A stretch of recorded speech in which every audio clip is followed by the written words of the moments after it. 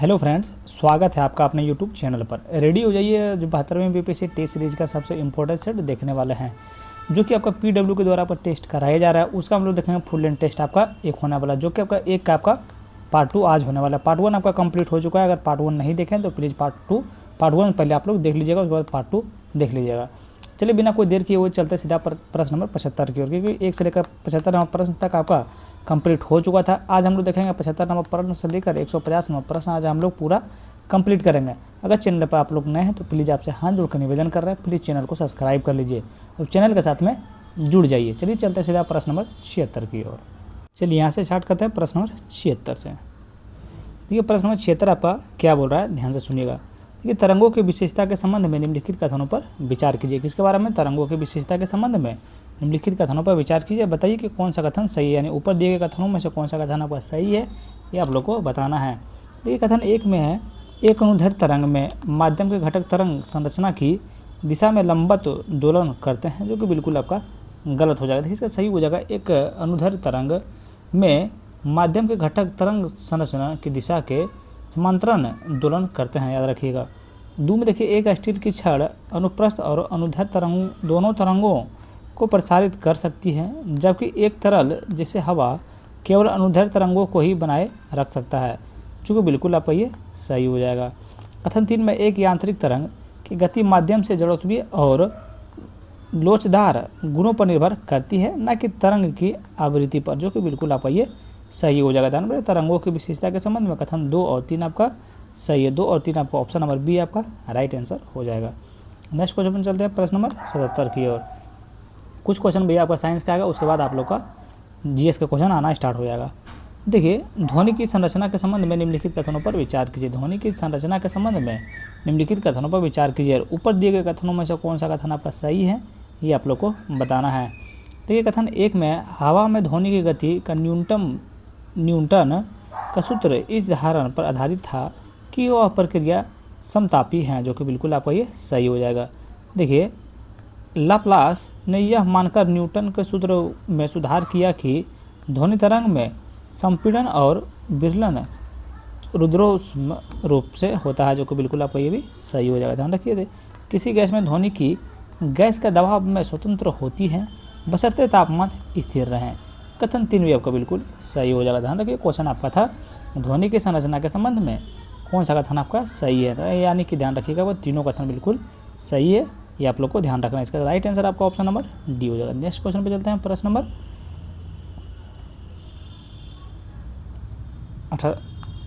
78 की ओर।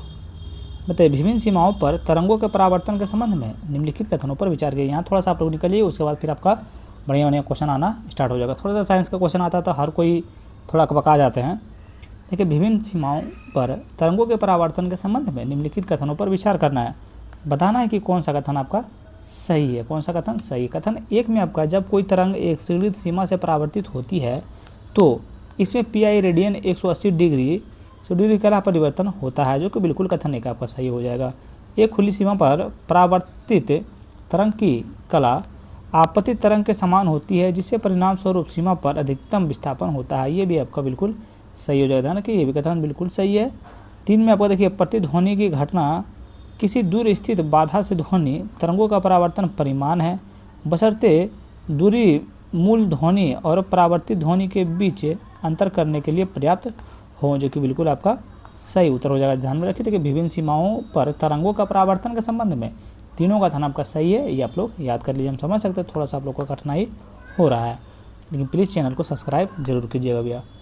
देखिए next question चलते, केपलर के ग्रहों की गति के नियमों के संबंध में निम्नलिखित कथनों पर विचार कीजिए। ऊपर दिए गए कथनों में से कौन सा कथन आपका सही है, ये आप लोग को बताना है, कौन सा कथन सही है। देखिए कथन 1 में आपका, कथन 1 में कक्षाओं के नियम के अनुसार सभी ग्रह दीर्घवृत्ताकार कक्षाओं में गति करते हैं और सूर्य इस दीर्घवृत्ति में 2 में एक फोकस पर स्थित होता है, जो कि बिल्कुल आपका सही हो जाएगा। कथन 2 में, क्षेत्रों के नियम के अनुसार किसी भी ग्रह को सूर्य से जुड़ने वाली रेखा समान समय अंतराल में समान क्षेत्र तय करती है, जिसका अर्थ है कि ग्रह की रेखीय गति पर स्थिर रहती है, जो कि बिल्कुल आपका ये गलत हो जाएगा। ध्यान रखिए, देखिए आवर्तकालों के नियम के अनुसार किसी ग्रह के परिक्रमण काल को वर्ग के दीर्घ वृत्ताकार कक्षा के अर्ध दीर्घ अक्ष के घूर्णन समानुपाती होता है, जो कि बिल्कुल आपका ये कथन सही हो जाएगा। ध्यान रखिए केपलर के ग्रहों की गति के नियमों के संबंध में कथन 1 और 3 आपका सही हो जाएगा। तो ऑप्शन नंबर सी आपका राइट आंसर हो जाएगा। नेक्स्ट क्वेश्चन में चलते हैं प्रश्न नंबर 80 की ओर। बताइए हुक के नियमों और ठोस पदार्थों के प्रत्यस्था व्यवहार के संबंध में निम्नलिखित कथनों पर विचार कीजिए। निम्नलिखित कथनों पर विचार कीजिए। चलिए बताइएगा। देखिए हुक के नियम और ठोस पदार्थों के प्रत्यक्ष व्यवहार के संबंध में निम्नलिखित कथनों पर विचार कीजिए और कौन सा कथन आपका सही होगा या फिर गलत होगा वो अपने आप पता चल जाएगा। देखिए हुक के नियम का, एक सेकंड रुक जाइए, थोड़ा कलम बहुत मोटा हो गया। तो हुक के नियम की प्रकृति के एक मौलिक नियम है जो सभी सामग्री के लिए उसके टूटने के बिंदु के तक मान्य है, जो कि बिल्कुल आपका गलत हो जाएगा। देखिए बिल्कुल आपका गलत हो जाएगा। कथन 2 में देखिए आप लोग का क्या बोल रहा है। देखिए ये तो कथन 2 पर आपका क्या बोल रहा है। कथन 2 में देखिए हुक के नियम के अनुसार प्रत्यस्था सीमा के भीतर किसी पिंड के उत्पादन प्रतिबल उत्पत्ति वक्रिति के सीधे अनुपाती होता है, जो कि कथन 2 आपका बिल्कुल सही हो जाएगा। कथन 3 में प्रतिबल और विकृति के अनुपात को प्रत्यस्थाता मापांक कहा जाता है, जो सामग्री का एक विशिष्ट गुण है, जो कि बिल्कुल आपका सही आंसर हो जाएगा। देखिए कौन सा सही हो जाएगा, तो 2 और 3 आपका सही है। नेक्स्ट क्वेश्चन में चलते हैं प्रश्न नंबर 81। बताइए देखिए उस प्रवैगिकी एक शून्यवां नियम का किस उपकरण का कार्यकारी सिद्धांत है। बताइएगा क्वेश्चन क्या बोल रहा है। देखिए थोड़ा सा आपका बायोलॉजी में थोड़ा हार्ड क्वेश्चन मिलता है। देखिए उसमें प्रवैगिकी का शून्यवां नियम किस उपकरण का कार्यकारी सिद्धांत है, किसका आपका सिद्धांत है, तो ये आपका थर्मामीटर का, याद रखिए किसका है, तो आपका ये थर्मामीटर का। नेक्स्ट क्वेश्चन चलता है प्रश्न नंबर 82 की ओर। बताइए कैलोरीमिति मुख्य रूप से भौतिकी किस मौलिक नियम पर आधारित है, किस आपका मौलिक नियम पर आधारित है, तो ये आपका जो ऊर्जा का संरक्षण के नियम पर आपका आधारित है। नेक्स्ट क्वेश्चन चलता है प्रश्न नंबर 83 का। 2 बिंदु आवेशों के बीच लगने वाला बल को कौन सा नियम नियंत्रित करता है, कौन सा नियम नियंत्रित करता है। चलिए इसका आंसर आप लोग जल्दी कमेंट बॉक्स में बताइए। तो इसका राइट आंसर आपका हो जाएगा कूलाम का नियम आपका जो है सो नियंत्रित करता है। चलिए नेक्स्ट क्वेश्चन देखते हैं प्रश्न नंबर 84 का। जब एक कांच का छड़ को रेशम में रगड़ा जाता है तो कांच के छड़ द्वारा प्राप्त आवेश को पारंपरिक रूप से कहा जाता है, पारंपरिक रूप से आपका धनात्मक कहा जाता है। नेक्स्ट क्वेश्चन में चलते हैं प्रश्न नंबर 85 की ओर। मतलब निम्नलिखित में से कौन सा एक ठोस विलयन का उदाहरण है जहां विलय एक गैस है और विलायक एक ठोस है। विलायक एक आपका ठोस है। मतलब इसका सही उत्तर आपका कौन सा हो जाएगा, तो इसका सही उत्तर आपका हो जाएगा पैलेडियम में हाइड्रोजन का विलयन, याद रखिए ऑप्शन नंबर बी आपका सही उत्तर हो जाएगा। नेक्स्ट क्वेश्चन चलता है प्रश्न नंबर 86। बताइए हेनरी के नियम के अनुसार किसी द्रव में गैस की विलेयता किसके सीधे अनुपातिक होती है। तो ये आपका जो है सो द्रव के ऊपर गैसों के आंशिक दबाव के कारण जो है आपका अनुपाति होती है। नेक्स्ट क्वेश्चन में चलते हैं प्रश्न नंबर 87 को। देखिए पीडब्ल्यू में भी आपका सोल्यूशन नहीं दिया हुआ है, इसके कारण हम थोड़ा सा कम सोल्यूशन करा रहे हैं, सिर्फ हमका आंसर आप लोग को करवाया जा रहा है, ध्यान रखिएगा।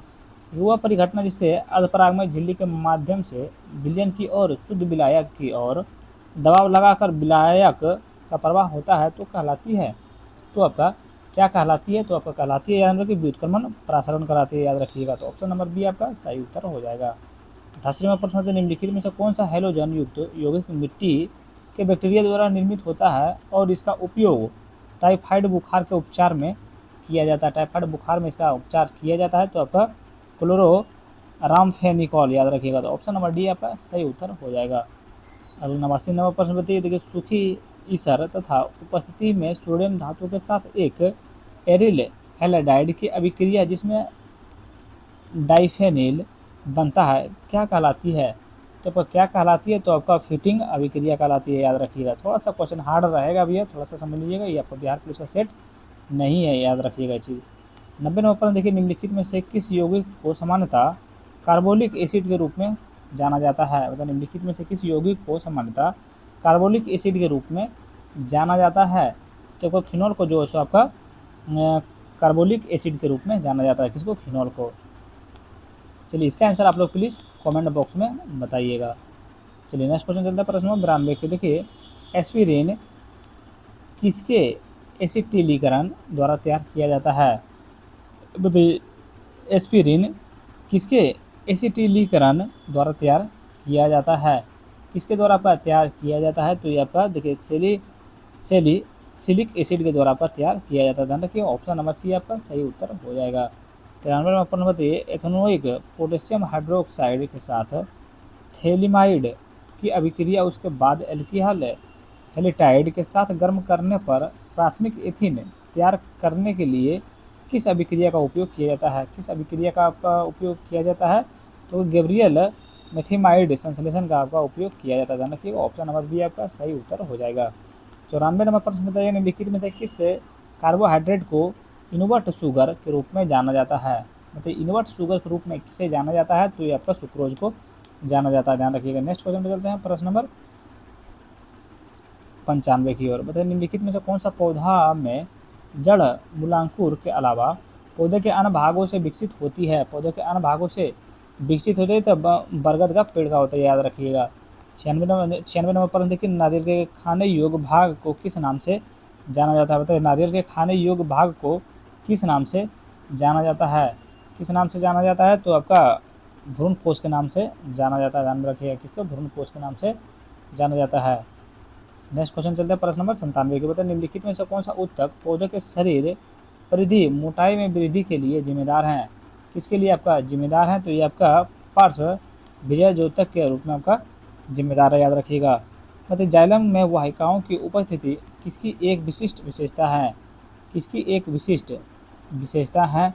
तो ये आपका जिसका सही उत्तर आपका कौन सा हो जाएगा? तो देखिए एंजियोस्पर्म हो जाएगा, याद रखिएगा। देखिए जाइलम में वाहिकाओं की उपस्थिति आपका एंजियोस्पर्म की विशिष्ट विशेषता है, याद रखिएगा। 99 नंबर पर देखिए अभी तक चैनल को सब्सक्राइब नहीं किए भी है तो प्लीज़ चैनल को सब्सक्राइब कर लीजिए। अगर क्लास आप लोग को अच्छा लग रहा है तो प्लीज़ जरूर सब्सक्राइब कीजिएगा। ये आप लोग थोड़ा सा हार्ड लग रहा होगा, शुरुआत में आप लोग को हार्ड लगा, लेकिन इधर थोड़ा सा आप लोग को ईजी लग रहा होगा। इसका हम सोल्यूशन नहीं करवा पा रहे, इसका बहुत बड़ा रीज़न है कि सोल्यूशन इसका मिला ही नहीं है, ध्यान रखिएगा। ये कोशिका झिल्ली के तरल मोजेक मॉडल के अनुसार लिपिड का अर्थ अर्ध तरल प्रकृति सक्षम बनाती है। कोशिका झिल्ली के तरल मोजेक मॉडल के अनुसार लिपिड की अर्ध तरल प्रकृति सक्षम बनाती है। प्रकृति आपका सक्षम बनाती है तो आपका द्विपरत के भीतर प्रोटीन का पार्श्व गति को आपका ये बनाती है, याद रखिएगा। 100 नंबर पर देखिए माइक्रोट्यूब्यूल्स की 9.9+2 अर्थव्यवस्था किसकी एक विशिष्ट विशेषता है? किसकी एक विशिष्ट विशेषता है? तो आपका पश्चिमाव की कसा भी का, याद रखिएगा। ऑप्शन नंबर बी आपका सही उत्तर। क्वेश्चन थोड़ा सा हमको उतना पहले नहीं पढ़ा है। नेक्स्ट क्वेश्चन चलता है प्रश्न नंबर 101 की। बताइए कुछ गुणसूत्रों में यह चिन्हित स्थान पर होने वाला द्विपक्षीय संकीर्ण एक छोटे टुकड़े का आभास देता है जिसे कहा जाता है? जिसे क्या कहा जाता है? जिसे आपका सेटेलाइन कहा जाता है, याद रखिएगा। देखिए 102 पर देखिए कोशिका चक्र के किस कोशिका चक्र के किस परावस्था के दौरान डीएनए प्रतिकृतिकरण होता है? प्रतिकृतिकरण होता है तो वो कब होता है? तो ये आपका होता है, ध्यान में रखिए ऐसा प्रावस्था में, याद रखिएगा। नेक्स्ट क्वेश्चन चलता है प्रश्न नंबर 103 की ओर। देखिए समसूत्र की किस अवस्था में गुणसूत्र भूमध्य रेखीय पट्टी पर संरेखित होते हैं? संरेखित होते हैं तो मध्य अवस्था में संरेखित होते हैं, याद रखिएगा। 104 नंबर प्रश्न बताइए समुद्र में लाल ज्वार किस जीव के तेजी से गुणन के कारण होते हैं? मतलब समुद्र में लाल ज्वार किस जीव के तेजी से गुणन के कारण होते हैं? गुणन के कारण आपका किसके तेजी से कारण होता है? तो गुणन के कारण आपका देखिए गन्याऊ लैक्स के कारण आपका ये होते हैं, याद रखिएगा। ऑप्शन नंबर सी आपका सही उत्तर हो जाएगा। 105 नंबर देखिए ओढ़नी बांध जहाँ बिहार की पहली जल क्रीड़ा अकादमी स्थापित की जाएगी निम्नलिखित में से किस जिले में स्थापित है? निम्नलिखित में से किस जिले में स्थापित है? तो बांका जिले में ये आपका स्थापित है, अच्छी तरह से याद रखिएगा। 106 नंबर प्रश्न होता है निम्नलिखित में से किसने सनातन संस्कृति की अटट दृष्टि पुस्तक लिखी है? तो निम्नलिखित में से किसने सनातन संस्कृति की अटल दृष्टि पुस्तक लिखी है? तो आपका देखिए वासुदेव देवरानी लिखे, याद रखिए देवरानी लिखे हैं। नेक्स्ट क्वेश्चन चलता है प्रश्न नंबर 107 का। 26 दिसंबर 2025 को निम्नलिखित में से कौन सा देश सोमालीलैंड औपचारिक रूप से मान्यता देने वाला पहला देश बन गया है? पहला देश आपका कौन सा बन गया है? तो पहला देश आपका जो है से इजराइल बन गया, याद रखिएगा। नेक्स्ट क्वेश्चन पे चलते हैं, प्रश्न नंबर 108 के बिहार का पहला पीएम यूनिटी एकता मॉल, पीएम यूनिटी मॉल निम्नलिखित में से किस जिले में स्थापित किया जाएगा? किस जिले में आपका स्थापित किया जाएगा? तो यह पटना में आपका स्थापित किया जाएगा। 109 नंबर पर देखिए, निम्नलिखित में से कौन सा राज्य भारत के 8वें राज्य वेतन आयोग का गठन करने वाला पहला राज्य बना है? पहला राज्य आपका कौन बना है? तो पहला राज्य आपका जो है सो असम बने। सबको पता है भी ये करंट अफेयर, सबसे पहला राज्य आपका असम बने हैं। 110 नंबर प्रश्न बताइएगा। देखिए, उस देश की राजधानी कौन सी है जो हाल ही में 1 जनवरी 2026 को यूरो अपनाकर यूरोजोन का 21वां सदस्य बना है? तो उस देश की राजधानी कौन सी है जो हाल ही में 1 जनवरी 2026 को यूरो अपनाकर यूरोजोन का 21वां सदस्य बना है? 21वां सदस्य आपका बने हैं सोफिया, ये सोफिया बने, याद रखिए कौन बने? तो सोफिया बने हैं बुल्गारिया। देखिए, 1 जनवरी 2026 को बुल्गारिया यूरो की अपनी आधिकारिक मुद्रा के रूप में अपना यूरोजोन का 21वां सदस्य बन गया है। नेक्स्ट क्वेश्चन बताते हैं, प्रश्न नंबर 111 की ओर। मतलब निम्नलिखित में से किसने इक्वाल पटरसन लॉस्टिंग पीस परियोजना के लिए संयुक्त राष्ट्र महासचिव पुरस्कार 2025 जीता है? ये आपका कौन जीते हैं? तो ये आपका जीते हैं, याद रखिएगा। देखिए, मेजर स्वाति शांता कुमार जीते हैं, याद रखिएगा। ऑप्शन हमारे आपका सही उत्तर हो जाएगा। तो निम्नलिखित में से किस संगठन ने हाल ही में विश्व परमाणु प्रदर्शन रिपोर्ट 2025 का प्राथमिक की है? निम्नलिखित में से किस संगठन ने हाल ही में विश्व परमाणु प्रदर्शन रिपोर्ट 2025 प्रकाशित की है? क्या वो कौन किए हैं? तो ये ध्यान रखिएगा। देखिए, इसका सही उत्तर आपका कौन सा हो जाएगा? यहाँ पे होगा, तो आपका हो जाएगा परमाणु विश्व परमाणु संघ, याद रखिएगा। ऑप्शन नंबर सी आपका सही उत्तर हो जाएगा। नेक्स्ट क्वेश्चन देखते हैं, प्रश्न नंबर 113 की ओर। बताइए, थोड़ा सा फास्ट में कर पा रहे हैं भैया क्योंकि टाइम बहुत ज़्यादा हो रहा है, जाना है थोड़ा सा खाना बनाने के लिए। आप लोग बात को थोड़ा सा समझिएगा। इसका सोल्यूशन हम लोग को मिला भी नहीं है, इसलिए थोड़ा सा फास्ट में निकल रहे हैं, थोड़ा कि जल्दी हो जाए। देखिए, सशक्त ज़मीनी स्तर पर शासन के लिए पंचायत एडवांसमेंट इंडेक्स 2.0 निम्नलिखित में से किस राज्य ने प्रथम स्थान प्राप्त किया है? बताइए, किस राज्य ने प्रथम स्थान हासिल किए हैं? तो कौन सा राज्य किए हैं? तो ये आपका त्रिपुरा राज्य का प्रथम स्थान हासिल किए हैं। 14 नंबर प्रश्न में निम्नलिखित में से किस देश ने विश्व का पहला AI सक्षम remote health care monitoring system आई लाइव कनेक्ट लॉन्च किया है? आई लाइव कनेक्ट लॉन्च किए हैं, तो ये आपका भारत किए हैं। 115 नंबर प्रश्न में निम्नलिखित में से कौन सा विकल्प नेटवर्क के रेडीनेस इंडेक्स 2025 में भारत की सही रैंक को दर्शाता है? भारत के सही रैंक को आपका दर्शाता है, तो ये आपका 45वीं दर्शाता है, याद रखिएगा। देखिए, बिहार आर्थिक सर्वेक्षण 2025-26 के अनुसार वर्तमान मूल्य पर प्रति व्यक्ति सकल जिला घरेलू उत्पाद का सही आरोही क्रम कौन से हैं? बताइएगा। बिहार आर्थिक सर्वेक्षण 2025-26 के अनुसार वर्तमान मूल्य पर प्रति व्यक्ति सकल जिला घरेलू, ध्यान रखिए, जिला घरेलू उत्पाद GDP का सही आरोही क्रम कौन सा हो जाएगा? तो सही आरोही क्रम आपको बहुत इजी क्वेश्चन है। तो पहला तो आपका हो जाएगा मुंगेर, उसके बाद बेगूसराय, उसके बाद पटना हो जाएगा, याद रखिएगा। वो कौन सा? तो आरोही क्रम में आपको सही से जाना था। देखिए, निम्नलिखित में से किस राज्य में भारत की पहली अंडर वाटर ट्विन ट्यूब सड़क सह रेल सुरंग परियोजना का निर्माण किया जाएगा? तो निम्नलिखित में से किस राज्य में भारत की पहली अंडर वाटर ट्रेन ट्यूब सड़क सह रेल सुरंग परियोजना का निर्माण किया जाएगा? तो ये आपका जो है असम में किया जाएगा, याद रखिएगा। नेक्स्ट क्वेश्चन चलते हैं, प्रश्न number 118 sport star aspects award 2026 में निम्नलिखित में से किस राज्य के खेलों को बढ़ावा देने के लिए सर्वश्रेष्ठ राज्य के रूप में चुना गया है? किस राज्य को आपका चुना गया है? तो ये आपको चुना गया है, ध्यान रखिए, बिहार को याद रखिए। किसको? तो बिहार को याद रखिए। ऑप्शन नंबर बी आपका सही उत्तर हो जाएगा। नेक्स्ट क्वेश्चन चलते हैं, प्रश्न नंबर 119 की ओर। तो विश्व सामाजिक न्याय दिवस 2026 के संबंध में निम्नलिखित कथनों पर विचार कीजिए और कौन सा कथन आपका सही है, ये आप लोग को बताना है। कौन सा कथन सही है? देखिए, कथन 1 में यह प्रतिवर्ष 20 फरवरी को मनाया जाता है विश्व सामाजिक न्याय दिवस, आपका जो 20 फरवरी को प्रत्येक मनाया जाता है, बिल्कुल सही है। 2026 का विषय renewed commitment to social development and social justice, यानी सामाजिक विकास और सामाजिक न्याय के प्रति नवीनीकृत प्रतिबद्धता है। ये भी आपका बिल्कुल सही है। जवाब भारत 2009 में विश्व सामाजिक न्याय दिवस मना रहा है, जो कि बिल्कुल आपका सही उत्तर हो जाएगा। ध्यान रखिए, विश्व सामाजिक न्याय दिवस 2026 के संबंध में तीनों का थाना का बिल्कुल सही है। नेक्स्ट क्वेश्चन चलता है प्रश्न नंबर 120 की ओर। बताइए, वाइब्रेंट विलेज प्रोग्राम 2 के संबंध में निम्नलिखित कथनों पर विचार कीजिए। निम्नलिखित कथनों पर विचार कीजिए और कौन सा कथन आपका सही है ये आप लोग को बताना है कि कौन सा कथन सही है। देखिए, कथन 1 में आपका है, कथन 1 में यह केंद्र, थोड़ा सा नीचे करना पड़ेगा, यह केंद्र प्रायोजित योजना है जिसका उद्देश्य बुनियादी ढांचे में सुधार और अस्थायी आजीविका के अवसर पैदा करके सीमावर्ती गांवों का विकास करना है, जो कि बिल्कुल आपका सही हो जाएगा। देखिए, इस योजना का 2028-29 तक 6800 करोड़ से अधिक परिव्यय है और इसका 15 राज्यों और 2 केंद्र शासित प्रदेशों में लागू किया जाएगा। बिल्कुल आपका ये भी सही आंसर हो जाएगा। ध्यान रखिए, ऑप्शन नंबर सी आपका राइट आंसर हो जाएगा। 121 नंबर प्रश्न दिए, देखिए, प्रांतीयकरण प्रबंधन प्रणाली पोर्टल निम्नलिखित में से किस राज्य में लॉन्च किया गया था?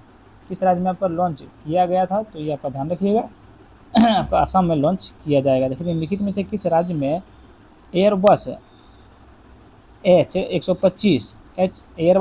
H125 के लिए भारत की पहली निजी क्षेत्र के हेलीकॉप्टर फाइनल असेंबली लाइन का उद्घाटन किया गया है? ये आपका किस राज्य में किया गया है? तो ये आपका कर्नाटक राज्य में किया गया है, याद रखिएगा। नेक्स्ट क्वेश्चन पे चलते हैं, प्रश्न नंबर 123 की ओर। बताइए, 79वें ब्रिटिश एकेडमी फिल्म अवार्ड्स में निम्नलिखित में से किस फिल्म को best children's and family films का पुरस्कार जीता है? कौन सा फिल्म आपका जीते हैं? तो ये आपका जीते हैं बॉन्ग, याद रखिए। ऑप्शन नंबर बी आपका सही उत्तर हो जाएगा। नेक्स्ट क्वेश्चन चलता है। अगर क्लास आप लोग को अच्छा लग रहा होगा भैया तो प्लीज़ चैनल को जरूर सब्सक्राइब जरूर कीजिएगा। देखिए, भारत में निम्नलिखित में से कौन सा संयुक्त राष्ट्र द्वारा global champions for road safety सड़क सुरक्षा के लिए वैश्विक चैंपियन के रूप में नामित मशहूर हस्तियों के समूह में शामिल हुआ है? ये आपका कौन कौन शामिल हुए हैं? ध्यान रखिएगा, ये आपका सचिन तेंदुलकर शामिल हुए हैं, याद रखिएगा। ऑप्शन नंबर डी आपका सही उत्तर हो जाएगा। ये प्रधानमंत्री नरेंद्र मोदी ने हाल ही में बिहार के किस प्रमंडल में रेल अनलोडिंग सुविधा वाले एलपीजी वॉटलिंग प्लांट का आधारशिला रखी है? तो ये आपका कहाँ रखी है, कौन सा जिला में रखी है? तो ये आपका रखे हैं, याद रखिएगा, आपका सारण जिला में ये आपका रखे हैं। तो निम्नलिखित में से किस शहर में बोर्ड ऑफिस की पहली बैठक हुई है? तो बोर्ड ऑफिस की पहली बैठक आपका वाशिंगटन डीसी में हुआ है, याद रखिएगा। नेक्स्ट क्वेश्चन चलते हैं प्रश्न नंबर 127 की ओर। चलिए देखिए इसको बारे में क्या बोल रहा है। हाल ही में खबरों में रहा डिएगो गार्सिया में स्थित एक प्रवाल द्वीप है, प्रवाल द्वीप आपका एक है, तो ये आपका कौन सा हो जाएगा? तो इसका राइट आंसर आपका हो जाएगा, ध्यान रखिए, मध्य सागर में आपका, यहाँ देखिए यहाँ पर जो है मध्य सागर में स्थित एक प्रवाल द्वीप है, याद रखिएगा। नेक्स्ट क्वेश्चन पे चलते हैं, प्रश्न नंबर 128। बताइए, निम्नलिखित में से किस मंत्रालय ने ब्लॉकचेन इंडिया चैलेंज पहल शुरू की है? पहल शुरू आपका किए हैं, तो आपको कौन किए हैं? तो ये आपका देखिए इलेक्ट्रॉनिक्स और सूचना प्रौद्योगिकी मंत्रालय किए हैं, याद रखिए। ऑप्शन नंबर बी आपका सही उत्तर हो जाएगा। देखिए, हाल ही में खबरों में रहा मानव विजन किससे संबंधित है? हाल ही में खबरों में रहा मानव विजन किससे संबंधित है? बताइएगा किससे संबंधित है? तो आपका आर्टिफिशियल इंटेलिजेंट यानी एआई विकास और प्रासान के लिए एक मानव केंद्रित ढांचा, याद रखिएगा। तो ऑप्शन नंबर बी आपका सही उत्तर हो जाएगा। नेक्स्ट क्वेश्चन देता है प्रश्न नंबर 130 की ओर। तो निम्नलिखित में से किस देश ने हाल ही में प्रधानमंत्री नरेंद्र मोदी को speaker of the nation medal से सम्मानित किया है? ये आपका कौन सा देश सम्मानित किए हैं? तो ये आपको किए हैं, ध्यान में रखिएगा, इजराइल, याद रखिएगा। यहाँ से आपका 10 क्वेश्चन आपका मैथ आएगा भी, मैथ को आप लोगों को खुद बनाना है, उसके बाद फिर 10 नंबर आपका प्रश्न आगे 140 से 150 नंबर आएगा, तो उसको हम लोग सॉल्व करेंगे। देखिए 131 नंबर प्रश्न का आपका क्या हो जाएगा? 10 क्वेश्चन यहाँ से आप लोग का मैथ आने वाला है। इसका सही उत्तर आपका ऑप्शन नंबर सी हो जाएगा। 132 का आपका सही उत्तर कौन सा हो जाएगा? तो 132 का सही उत्तर आपका ऑप्शन नंबर बी हो जाएगा। चलिए 133 नंबर प्रश्न का आंसर बताइएगा। 133 का सही उत्तर आपका ऑप्शन नंबर ए हो जाएगा। 134 का सही उत्तर आपका ऑप्शन नंबर सी हो जाएगा। 135 का सही उत्तर आपका ऑप्शन नंबर डी हो जाएगा। 136 का सही उत्तर आपका ऑप्शन नंबर ए हो जाएगा। 137 का सही उत्तर आपका कौन सा हो जाएगा? तो 137 का सही उत्तर आपका ऑप्शन नंबर डी हो जाएगा। 138 का सही उत्तर आपका ऑप्शन नंबर बी हो जाएगा। 139 का सही उत्तर आपका ऑप्शन नंबर डी हो जाएगा। 140 का सही उत्तर आप लोग सॉल्व कर दीजिएगा। मैथ को आप लोग को खुद सॉल्व करना ही पड़ेगा, यहाँ पे कोई ऑप्शन नहीं है यहाँ पे सॉल्व करने का। चलिए यहाँ से बताइएगा 141 नंबर प्रश्न, प्रधानमंत्री फसल बीमा योजना के संबंध में निम्नलिखित कथनों पर विचार कीजिए। निम्नलिखित कथनों पर विचार कीजिए और कौन सा कथन आपका सही है ये आप लोग को बताना है। देखिए एक में, देखिए PMFBI किसानों को प्रतिबंधित प्राकृतिक आपदाओं के कारण फसलों को होने वाले नुकसान से सुरक्षा प्रदान करने वाला जोखिम बीमा प्रदान करता है, जो कि बिल्कुल आपका ये सही हो जाएगा। देखिए PMFBI बीमित व्यक्तियों की मृत्यु होने पर 2 लाख रुपये जोखिम कवरेज का प्रदान करता है, जो कि बिल्कुल आपका गलत हो जाएगा। देखिए एक तो सही है आपका, 2 गलत है। देखिए क्या कथन 3 भी इसमें है। कथन 3 में आपका है PMFBI कृषि क्षेत्र को ऋण प्रवाह सुनिश्चित करता है, जो कि बिल्कुल आपका सही हो जाएगा। 4 में हो जाएगा PMFBI बीमित व्यक्ति को पूर्ण विकलांगता के लिए 2 लाख रुपये का जोखिम कवरेज प्रदान करता है, जो कि बिल्कुल आपका गलत हो जाएगा। ध्यान रखिए इसमें कौन सा सही हो जाएगा, तो आपका देखिए 1 सही है और आपका 3 सही है। याद रखिए 1 और 3 आपका ऑप्शन नंबर सी में हो जाएगा। नेक्स्ट क्वेश्चन देखते हैं, प्रश्न नंबर 142 को बताए निम्नलिखित में से कौन सा देश 1985 में स्थापित दक्षिण एशियाई क्षेत्रीय सहयोग संगठन के स्थापक सदस्य हैं। बताइए सार्क के स्थापक सदस्य आपका कौन कौन से देश हैं, कौन कौन से देश हैं? तो आपका देखिए भारत है, नेपाल है और मालदीव है, याद रखिएगा। तो ऑप्शन नंबर बी आपका सही उत्तर हो जाएगा। अफगानिस्तान जो है आपका सार्क का स्थापक देश आपका नहीं है। 143 नंबर प्रश्न बताइए, देखिए सूची 1 और सूची 2 से मिलान करना है। देखिए सूची 1 में आपका क्या दिया हुआ है, तो वन अनुसंधान आसान दिया हुआ है। चलिए इसको मिलान कीजिए। देखिए कैसे मिलान कीजिएगा इसको, देखिए क्या मिलान करे बदल है। चलिए इसको मिलान कीजिएगा।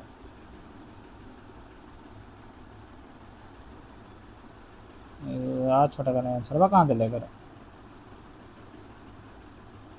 143 का आपका 3 2 4 1, इसका सही उत्तर ये हो जाएगा आपका। चलिए मिलान कर देते हैं यहाँ से। देखिए उष्णकटिबंधीय वन अनुसंधान संस्थान ये आपका हो जाएगा 3 में जबलपुर।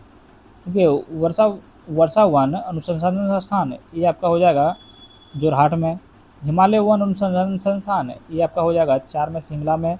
पर्यावरण पुनर्वास हेतु वन अनुसंधान ये आपका हो जाएगा कहाँ चलिए, ये आपका हो जाएगा 1 में प्रयागराज में। याद रखिए कहाँ हो जाएगा, प्रयागराज में हो जाएगा। इसका सही उत्तर आपका ऑप्शन नंबर सी आपका राइट आंसर हो जाएगा। नेक्स्ट क्वेश्चन में चलते हैं प्रश्न नंबर 144 की ओर। तो निम्नलिखित में से राष्ट्रीय उद्यानों और स्थानों के युग्मों से कौन सा युग्म सही ढंग से मेल नहीं खाता है? तो निम्नलिखित में से राष्ट्रीय उद्यानों और स्थानों के युग्मों से निम्नलिखित में से कौन सा सही ढंग से मेल नहीं खाता है? तो देखिए आपका रंगभौर राजस्थान बिल्कुल आपका है, गिर गुजरात बिल्कुल सही सम्मिलित है, नंदन कानना उड़ीसा बिल्कुल सही सम्मिलित है, केबुल लामजाओ अरुणाचल प्रदेश बिल्कुल आपका ये सही सम्मिलित नहीं है। यानी कि बिल्कुल आपका सही सम्मिलित नहीं है। देखिए केबुल लामजाओ अरुणाचल प्रदेश गलत है। केबुल लामजाओ राष्ट्रीय उद्यान आपका मणिपुर में कहाँ है, ये काट दीजिएगा, लिख दीजिएगा मणिपुर, याद रखिएगा कहाँ मणिपुर। 145 नंबर प्रश्न बताइएगा। देखिए सरगासो सागर के बारे में निम्नलिखित कथनों पर विचार कीजिए। सरगासो सागर के बारे में निम्नलिखित कथनों पर विचार कीजिए। ऊपर दिए गए कथनों में से कौन सा कथन आपका सही है ये आप लोग को बताना है। कथन 1 में यह एकमात्र ऐसा समुद्र है जिसकी कोई भूमि सीमा नहीं है, जो कि बिल्कुल आपका ये सही हो उत्तर हो जाएगा। ध्यान रखिए बिल्कुल आपका सही उत्तर हो जाएगा। कथन 2 में देखिए आपका क्या बोल रहा है। कथन 2 में आपका बोला अटलांटिक महासागर में सबसे कम खारापान सरसागो सागर में दर्ज किया गया, जो कि बिल्कुल आपका गलत हो जाएगा। लेकिन सही उत्तर आपका ऑप्शन नंबर ए हो जाएगा, केवल 1 आपका सही है। तो चीफ ऑफ डिफेंस स्टाफ में स्थिति के बारे में निम्नलिखित कथनों पर विचार कीजिए और कौन सा कथन आपका सही है ये आप लोग को बताना है। हुआ देखिए 1 में आपका बोल रहा है वह रक्षा मंत्रालय के अंतर्गत सैन्य मामलों के विभाग के प्रमुख हैं, जो कि बिल्कुल कथन 1 आपका सही हो जाएगा। कथन 2 में वे चीफ ऑफ स्टाफ कमेटी के अस्थायी अध्यक्ष हैं, ये भी आपका बिल्कुल सही हो जाएगा। 3 में तीनों ने तीनों सेना प्रमुखों पर उसका कोई सैन्य नियंत्रण नहीं है। ये भी आपका बिल्कुल सही उत्तर हो जाएगा। ध्यान रखिएगा, चीफ ऑफ डिफेंस स्टाफ की स्थिति के बारे में तीनों कथन आपका बिल्कुल सही है। नेक्स्ट क्वेश्चन में चलते हैं प्रश्न नंबर 147 की ओर। तो भारत के निम्नलिखित पूर्व राष्ट्रपतियों पर विचार कीजिए। उपयुक्त राष्ट्रपतियों में से कितने राष्ट्रपतियों ने भारत के उपराष्ट्रपति के रूप में भी कार्य किया है? तो ये उपरोक्त में राष्ट्रपतियों ने कितने राष्ट्रपतियों ने भारत के उपराष्ट्रपति के रूप में भी कार्य किए हैं? तो कौन कौन कार्य किए हैं? तो याद रखिए, देखिए आपका कौन कौन कार्य किए हैं। देखिए आपका तीनों ये कार्य किए हैं। डॉक्टर सर्वपल्ली राधाकृष्णन भी आपका उपराष्ट्रपति रहे हैं, डॉक्टर जाकिर हुसैन भी आपका उपराष्ट्रपति रहे हैं, और आपका जो है सर्वपल्ली भी रहे हैं, डॉक्टर जाकिर हुसैन। हाँ, नील संजीव रेड्डी आपका ये नहीं रहे, ध्यान रखिए। इसका सही उत्तर आपका कौन सा हो जाएगा? तो ऑप्शन नंबर सी हो जाएगा। केवल दो आपका जो है सो डॉक्टर सर्वपल्ली राधाकृष्णन आपका उपराष्ट्रपति रहे हैं, और डॉक्टर जाकिर हुसैन सिर्फ आपका उपराष्ट्रपति रहे हैं। 148 नंबर प्रश्न बताइएगा, भारत के पुलों के बारे में निम्नलिखित में से कौन सा कथन सही नहीं है? भारत के पुलों के बारे में कौन सा कथन सही नहीं है? देखिए, न्यू पमन पुल एक महराबदार पुल है, ये आपका सही नहीं है। ध्यान रखिए, बाकी आपका ए, बी और सी आपका सही है। 149 नंबर प्रश्न बताइए, दिसंबर 2025 में लॉन्च किए गए गुजराम भारत ऐप का उद्देश्य निम्नलिखित है। दिसंबर 2025 में लॉन्च किए गए सुजलाम भारत ऐप का उद्देश्य निम्नलिखित है। तो इनका उद्देश्य आपका क्या था? इनका उद्देश्य आपका हो जाएगा ग्रामीण पेयजल प्रशासन में परिवर्तन लाना, याद रखिएगा। तो ऑप्शन नंबर डी आपका सही उत्तर हो जाएगा। 150 नंबर प्रश्न देखिए, निम्नलिखित में से किसने हाल ही में T20 अंतर्राष्ट्रीय मैचों में 100 विकेट और 1000 रन बनाने वाले पहले भारतीय क्रिकेटर बनकर इतिहास रचा है? तो वो कौन माने? तो ये आपका हार्दिक पांड्या इतिहास रचे हैं, ध्यान रखिएगा। जाने टाइम आप लोग प्लीज़ चैनल को सब्सक्राइब करके जाइएगा। क्लास आप लोग को अच्छा लगा हो तो प्लीज़ चैनल को सब्सक्राइब जरूर कीजिएगा। Thank you so much.